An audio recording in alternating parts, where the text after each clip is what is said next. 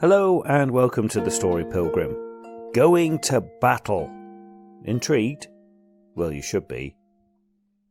First of all, thank you for being here. Please make sure that you are following this passion project of mine. Click on the follow button, rate me. Go on, I dare you. You see those little stars below?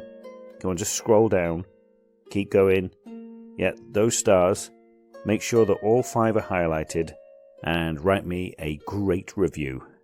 Please. It means a lot. Oh, and also share. You know, I'm going to ask you, just tell one person about the story, Pilgrim.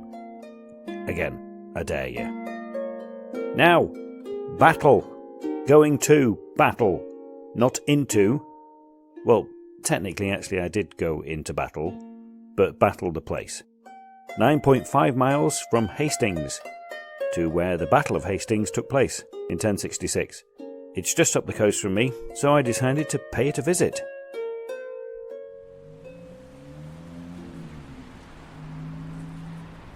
It is a very calm day here today in Hastings. I've driven from Brighton across to Hastings and I'm about to go to battle, literally.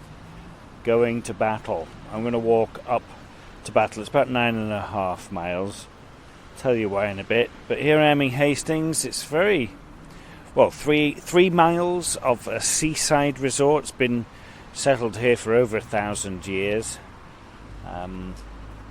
Pebble Beach, just like Brighton, has a little pier, just like Brighton. Not as grand as the Brighton Palace Pier. Doesn't look to be much on it. It looks to be just a few beach huts and a very shabby looking building. It has the steepest funicular in the UK. There's cliffs down there further to the east. So why come over to Hastings and walk to battle? Well, I mean, the Battle of Hastings is arguably the most decisive battle that's ever been fought on British soil. It's the last successful invasion of England. William, Duke of Normandy, defeats the Saxon army, kills the king Harold, and seizes the throne.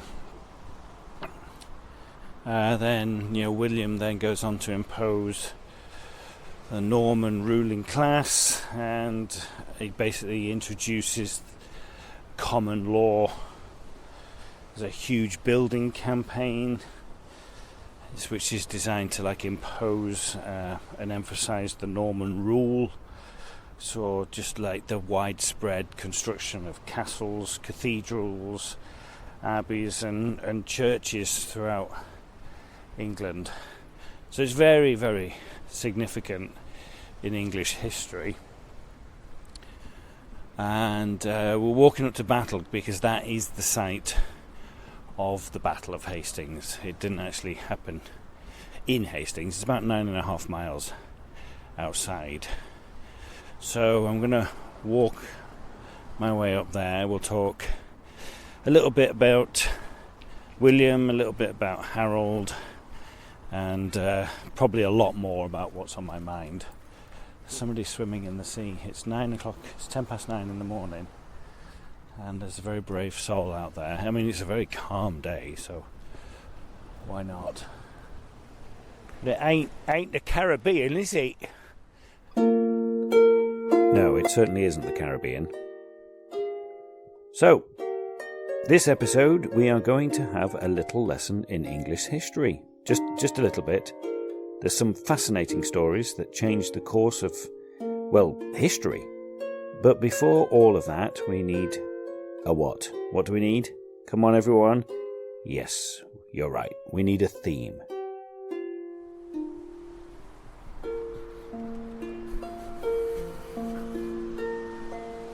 I'm thinking about a theme for today.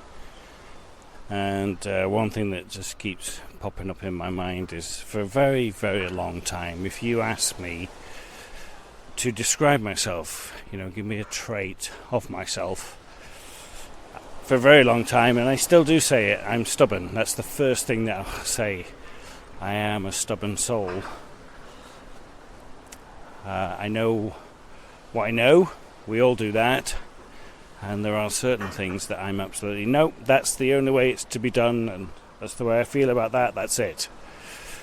I can be open. I try to be open, especially in that work and within relationships. With regards to other people's opinions and thoughts. But I described that to someone. Someone asked me that question a while ago now, about a year ago or so, and I said stubborn. And as I described to them what stubbornness means to me, how that is, they said, Darren, you're not stubborn, you're just confident. And that was really interesting perspective to hear from somebody who has really suffered for a very long time with low confidence, low self-esteem. For somebody to say, no, actually, Darren, that's your confidence, helped me kind of look at things a little bit differently as to why I might react in a certain way, why I might think in a certain way. Just trying that perspective of, is that stubbornness or is that just confidence? I'll try and just explore that a little bit more today. What would be your trait? What's the one thing that you say when people ask you that, to describe yourself? What's the first thing that comes to mind for you?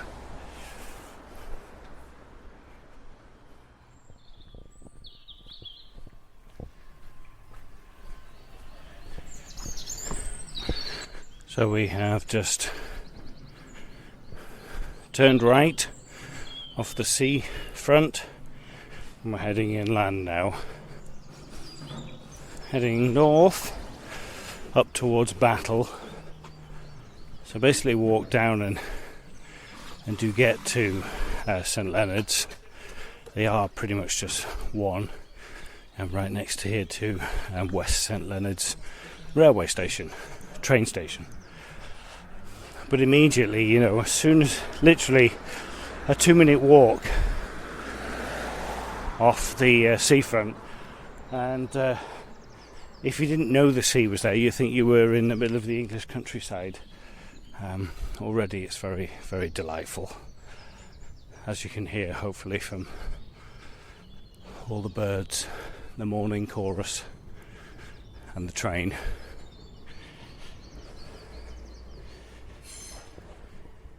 So let's have a chat about William the Conqueror, shall we? Born 1028 in Normandy, France. Died 1087 in Normandy, France. Reigned as the King of England from 1066 until his death in 1087. His dad was Robert I, Duke of Normandy, very powerful.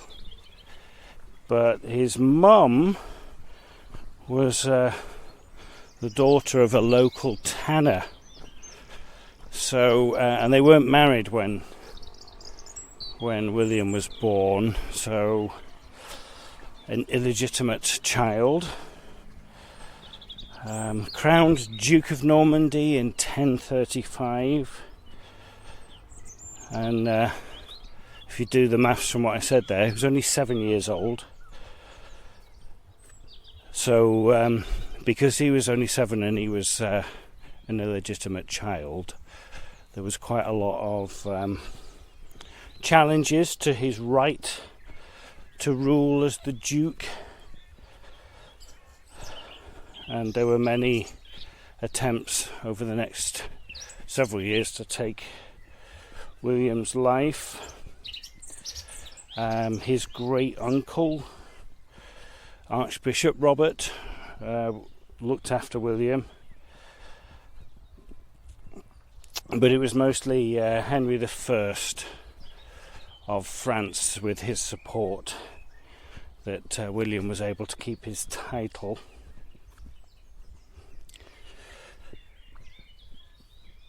He nearly lost his title again when he gets into his 20s to his cousin Guy of Burgundy. Guy had gathered quite a bit of support, formed an army to try and defeat William. He met him at the Battle of Hastings in 1047, where he defeated Guy, and then that's where he really begins to start to get his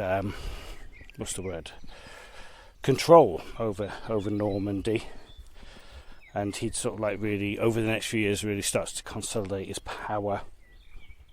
Fought down another revolt by Geoffrey Martel, and basically by 1060 he's got full control of Normandy. He marries Matilda of Flanders. That was back in 1050.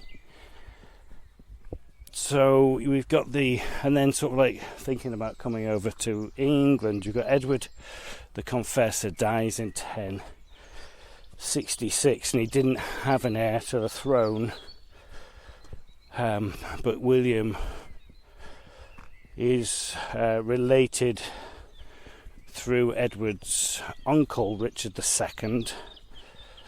So William claims that Edward had promised to leave him the crown, but there's other claims to that crown.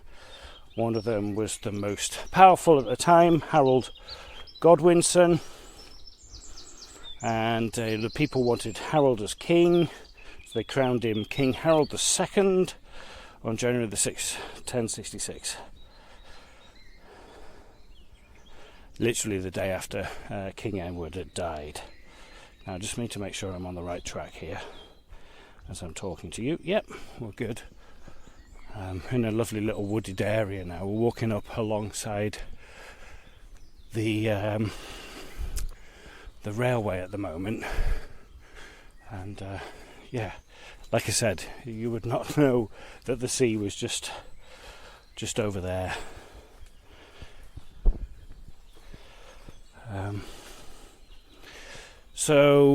Harold becomes king, but like I said, there was a lot of other claims to the crown. You've also got King, okay, I'm going to pronounce this wrong, Hardrada of Norway. He tries to invade England, and while that's happening, Harold is concentrated on Norway. William sees his chance and plans to invade. He comes over with his troops. He lands in Pevensey, which is just along the coast. It's about 5 or 6 miles west of Hastings. So that's where he lands and starts marching up, knowing that Harold's men are going to be in this area, and we'll walk up to the place where they met. So that's a little bit about William. I touched on Harold there. We'll have a talk about Harold in a bit. But yeah, walking through this lovely little wooded area at the moment, and there's lovely little they look like little cow parsley, little tiny white daisies on either side of the pathway.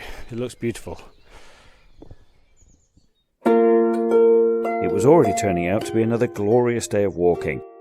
I was settled, confident, enjoying learning more about myself, about the country that I call home. The day, though, would not go exactly as I planned.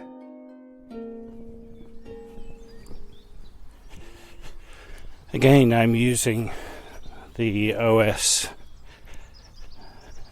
Maps app to show me the route, and it's such a good resource. I mean, oh, little squirrel just darted out in front of me, running along. There's a blue tit. Oh no, actually that's a great tit. Oh, gorgeous. Yeah. I do know me tits. It's lovely. You just tap it on and follow it. Yeah, I think I've mentioned before, there are a couple of times when you go to places and you lose signal on your phone. But it's such a great resource. There's so much there, and you can add to it. People are adding to it all the time. And this is just a lovely little... I'm in Coombe Valley at the moment, and it's just a delightful wooded area. All sorts of and shapes, sizes of trees, so you can hear the birds. Some snowdrops up here, coming up here on the left. It's just gorgeous. I've just sung the praises of OS Maps, and now I'm going to tell you about one of the problems with it. You might get a route like this one that I'm on at the moment that was done a while ago, and since it's been done, access has changed. I come to a point here where I should be walking alongside, staying alongside the railway line, but you can't. There's a big fence there, so you can't go that way anymore. So I'm just going to have to cut down and through. And probably mentioned it a few times. You probably all know, especially if you're in the UK, I've had quite a wet winter, and although it hasn't rained significantly for a while, this path that I'm on now is really slippy and really muddy. I mean, really muddy. To the extent that it's just big ruts, big holes of where people have walked, and there's sticks over here. Maybe I can stand on them. This could go very, very wrong. Ooh, crikey! Oh! Okay, not too bad. A little bit wet, but and there's stones. Yeah, it's so I am at a point. Oh wow, okay. So it wants me to go down that way. How the hell? It wants me to walk down this area, which is just a little stream. That isn't going to work. Okay. So which way do we go? Wow. It wants me to follow that stream, but there's absolutely no path going that way. It's too overgrown. Alright, I'm just going to have to keep going this way, I think. This is going to be... Yeah, there is no way I'm walking that way.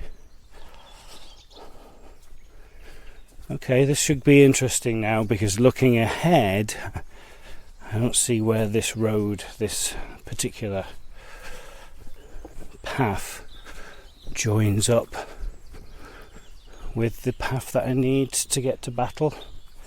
But we'll figure it out. It's an adventure, isn't it? The first hiccup of the day. Now I say first. Let's see what else happens. Again, I am so lucky to have so much within a short drive of where I live. Nature started to work its magic on me, and I went all poetic.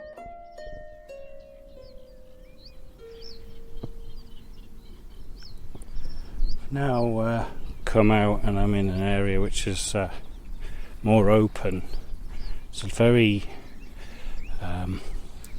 wet area. There's a stream, a brook alongside me now, and it's quite flat, but also a little bit rolling. That kind of doesn't make sense, does it? But yeah, little rolling hills, kind of in like Teletubby land, but there's lots of low-level trees and stuff.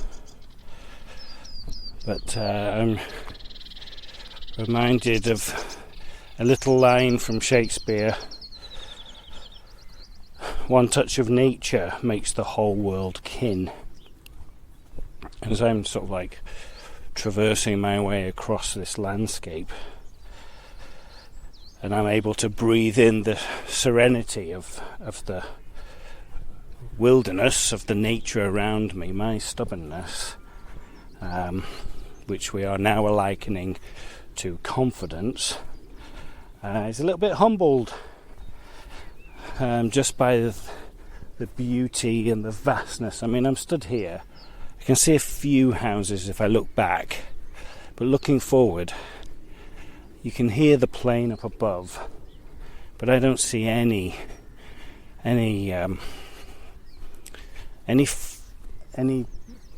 recognition of mankind. I mean, yeah, you can say, well, the whole area is like this because of mankind, because of agriculture and farming.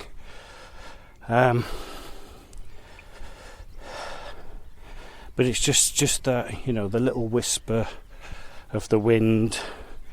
You can hear all those birds. There's a magpie that's following me along. He's about 30 feet in front. He just keeps bouncing out and bouncing along. There he is. She. It's just, you get this like harmonious union of me as a human being and nature in all of its wonder, and it just softens me with its gentle embrace. Yeah. Sorry, I'm getting all sort of like soft. It's done it to me again. It's taken me, turned right off the flat land, the raised land of Coombe Valley, and wants me to go up through the wetland basically, and there's one area here where there's just no way around it. I'm just going to have to go through the middle of it, I think. It is soaking, and it's like literally like a foot deep of water. I'm looking around and there is absolutely no way through that, no way around it. If I come around this side, it's just reeds and water. If I look further along, if I walk further along, there's another path there, but I don't know if I can get to it because there's a dike that you got to go over. So do I walk along and see if I can, because we absolutely have to go north now. Yeah, there's no point going further west. So it's either walk along and see if I can get over that bit, but I don't know how I would. I think I'm just going to have to go through the wet. Alright, here goes nothing. Yeah,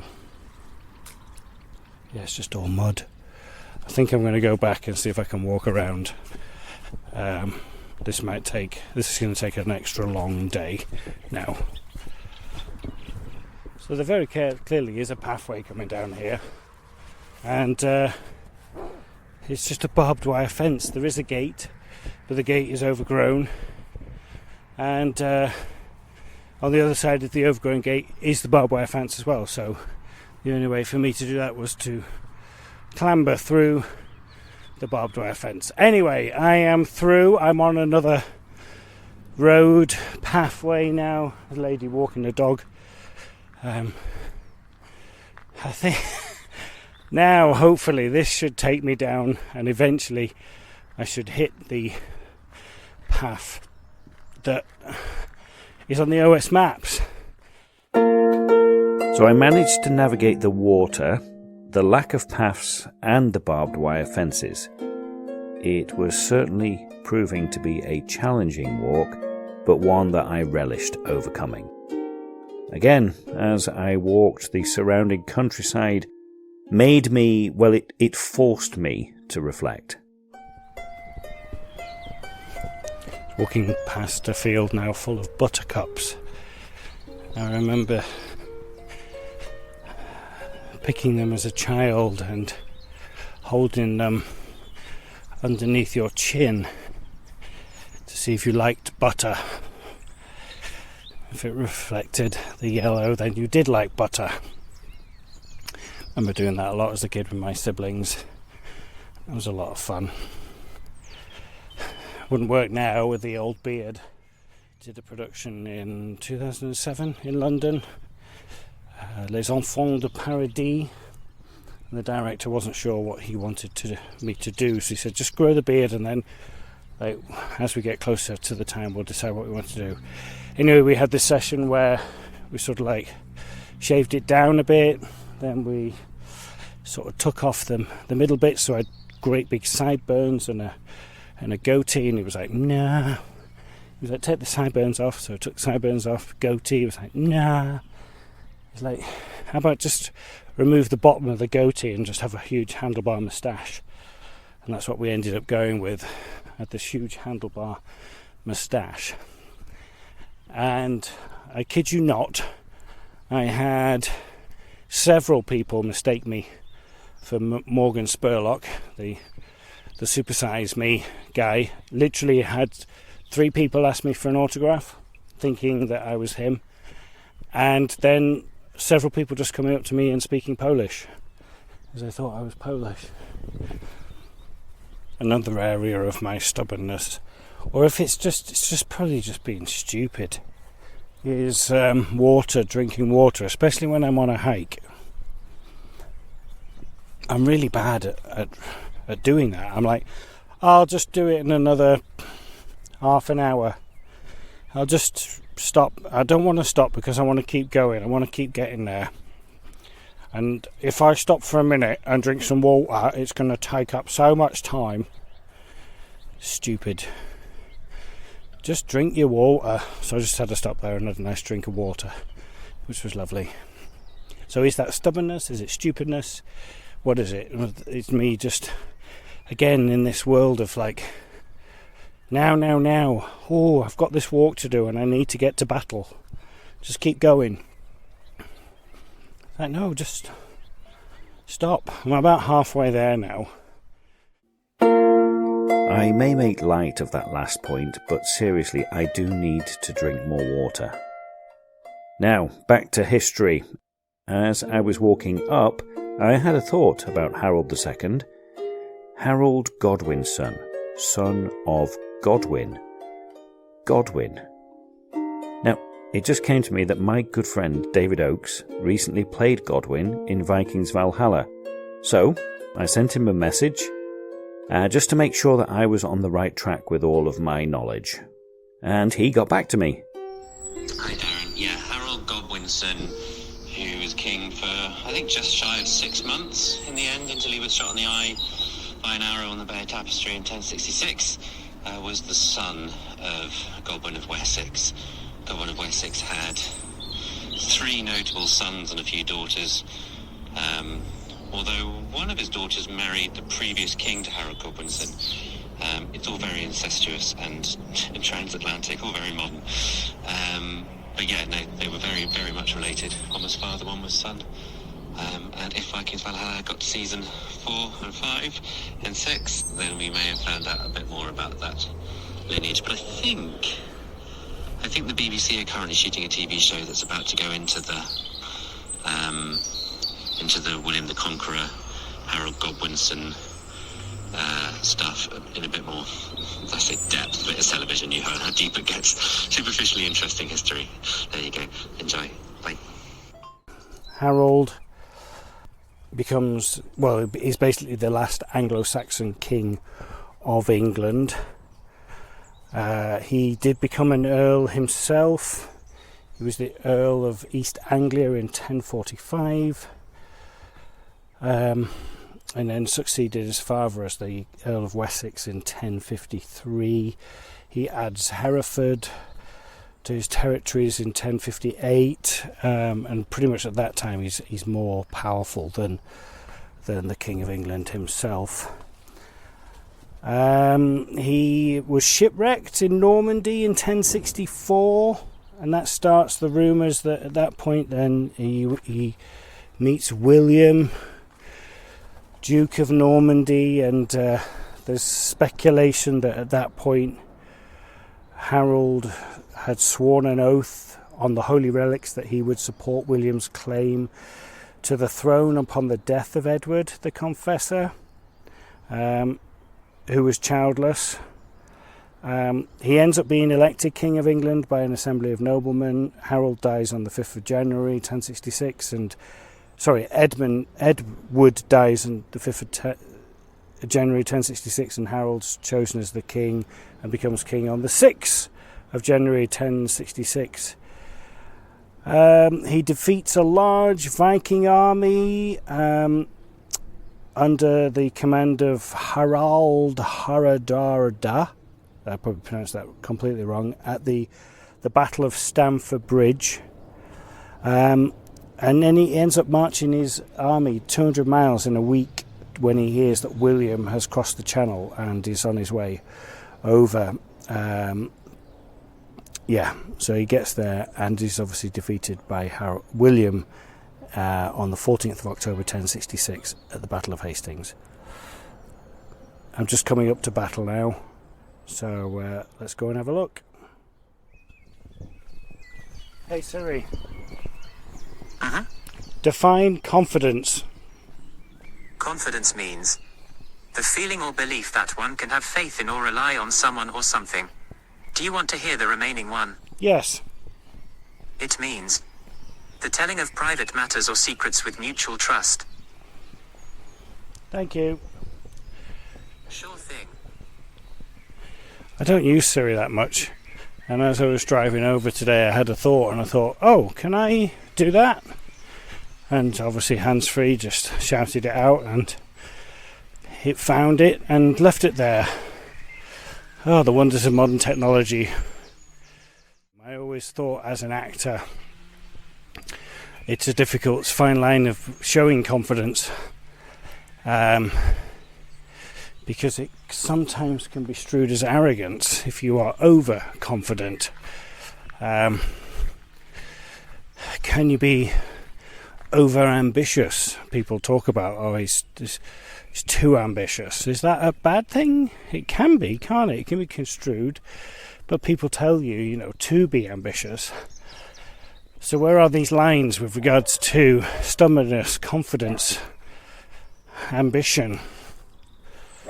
Where's the lower limit and where's the upper limit?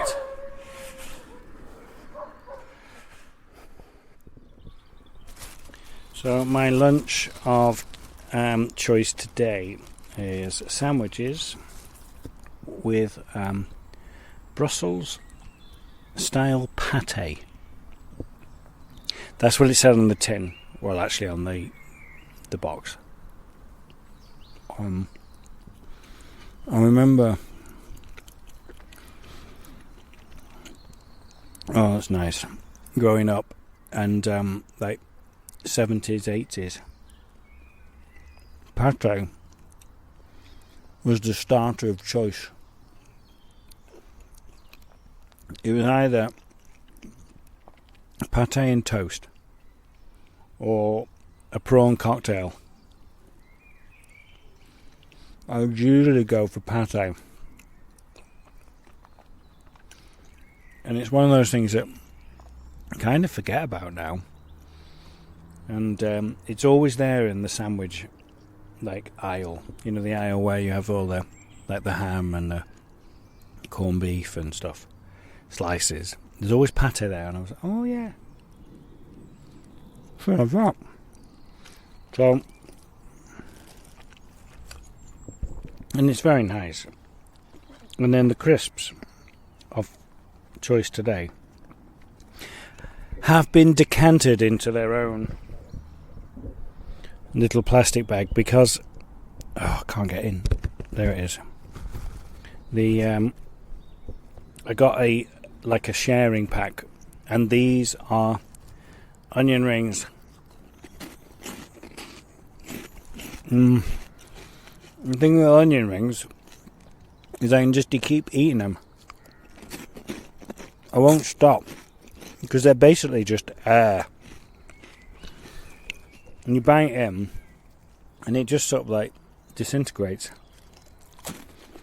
So if I brought the whole packet, the sharing packet, I would eat it all. So I just decanted about 20. Actually, probably it's more like 30. I finally made it to Battle. Battle Abbey is now part of the English heritage, so I paid and went in for a look around. So inside the Abbey grounds now, they got a school inside here. So if you go to school here, you don't have to. You have to pay to come in. So the Abbey was built. They say the altar is on the site of where Harold died, and they pretty much didn't. They just left him. They didn't. They didn't sort of want to like recognise or what's the word? I guess that's the ultimate thing in battle, isn't it? We defeat you, we just leave you. So the altar to the Abbey is supposed to be where he was left. And then William comes back several years later and they build the Abbey on top of it. There's a little walled garden here. Wander around. It's very peaceful. It's very quaint.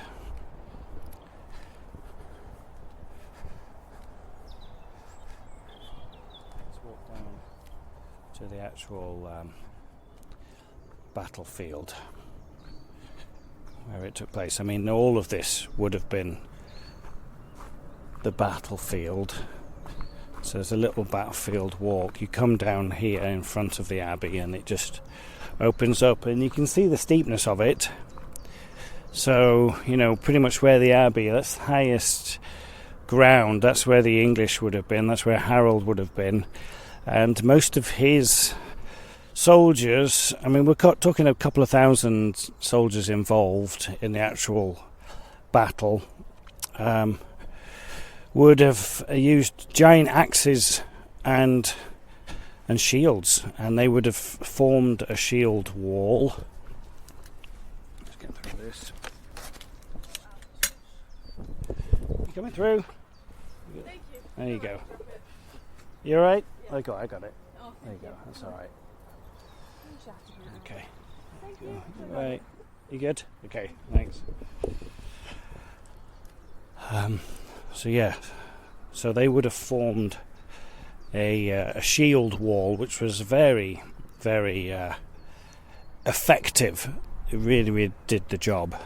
This is just a field now with sheep, lots of sheep, and the William and his army would have been at the bottom, down where the trees are now. And they would have been in three lines. They would have had the line of archers, the soldiers, and then the mounted knights on their horses. And they would have come up this hill, and they would have tried to get through the shield wall of the English, and they weren't doing very successfully. And then a rumour goes around that William is dead, that he's been killed. So this rumour starts, and so the Normans start to retreat. They start to run down, And the English get this sense of, we're winning, and they break ranks and they start to chase after them. And there's a hole in the shield wall. It breaks down. The shield wall breaks down. And William pulls off his helmet and goes, "No, I'm alive, I'm still here." And the Normans go, "Oh, he's still fighting. All right, go on, turn around." And they turn around, and obviously the shield wall's down, and they are able to get through. And then famously, Harold gets the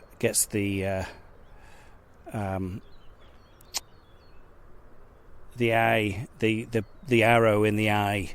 It happened exactly like that. The arrow in the eye. The battlefield was really an interesting place to visit. I was loving being here and soaking it all up. There's a really cool statue here of a Norman archer, Norman bowman, kneeling down, aiming his bow. It's in wood. That's really cool. Firing up at the Abbey. I'll take a picture. I'll pop it on my blog, I think. It's really cool. And then there's another one of a soldier stood over there with his shield on his back. It looks like he's in prayer. Yeah, this battle went on for quite a while. It started in the morning, and it was clear to the Normans that the English weren't going to be defeated very well, so they kept on feigning these flees, fleeing away to try and open up the actual shield wall, so that the English soldiers would pursue them. And like I said, it did, when they thought that William was dead, when they thought, oh, we've really got them now. It's quite interesting being here. And it's just a field now. But what a significant thing happened here 1,000 years ago. Nearly 1,000 years ago. I don't, like I said, I don't like dwelling on the past, but I think history is so important of us to be able to learn from it and study it and figure out why that happened and why didn't it happen and stuff. It's fascinating. It's really cool, really well laid out here. So I have got my latte. I am sat at the barista and the shack. It's a very calm day here in Hastings, right on the beach here. That was a lovely walk. Like I said, all things happen for a reason. Highly recommend going to Battle. The place, not the action. The day was full of twists and turns. Several times getting lost or just being able to find a way through. And one thing I missed out. I took a little tumble about 3 hours into the walk. I wasn't recording at the time. I had my Zoom H5 in my hand and it smacked down into the mud. I thought that I had lost all of my recordings. It was only when I got back home that I was able to have a look at it and everything was where it should be. All was well, apart from a few scratches and bruises. It was another marvellous walk and I highly recommend a visit to Battle. It does make you ponder and contemplate. The Story Pilgrim was written by me, walked by me. It's me, it's Darren. Amazing music by Anya Backer on Sean the Harp. And this episode I'd like to thank my amazing friend David Oakes for that little insight into Godwin and Harold II. Please follow, like, review and share this podcast. I need more ears. Let's gather them together. Keep listening and buen camino.